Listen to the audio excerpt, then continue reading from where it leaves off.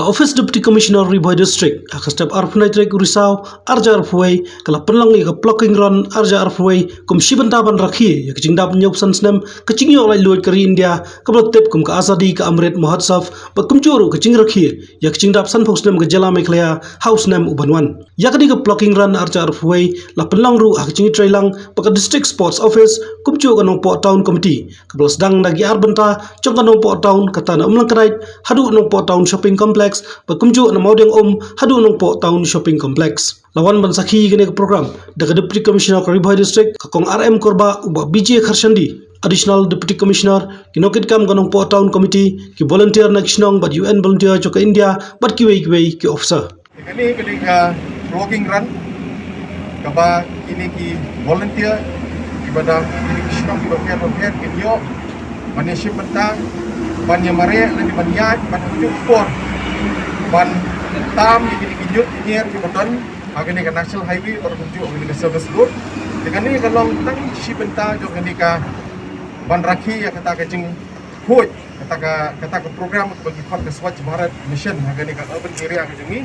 ngengek scam ba kani kan long tang ka jing sedang batang ni sikmat minang le benta jungi ka kampung san susu banang pun huj susu igini kisnong kitau repair ban em kat kum kata sing tip kibril sang jami pangilang kita kibril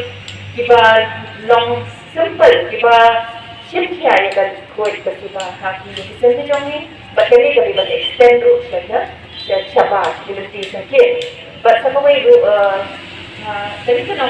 nampak area ni dari tahu dari headquarter jom district dengan itu kan dia berok kisnong kita tentang ni bagi ensure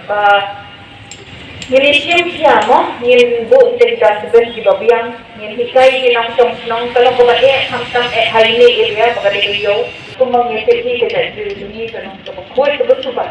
haba ngepek hati kali kawan dan hati juga kumbang ngaju oni hati program tu diberi di bawah sini di teman dan yoi but diberi mo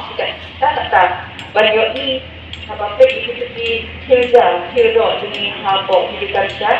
silang ke SA ke Bangla nanti jadi karena hayir bu dia tiknya bahaya lah sokong aja dari habang itu ada apa dia ada ke surau kalau tidak sedikit pun kapten artinya ni tungki bukan orang beremo whether ini hijau di beremo habang itu jadi yang gini tukar yang pada hari ini mereka pada yang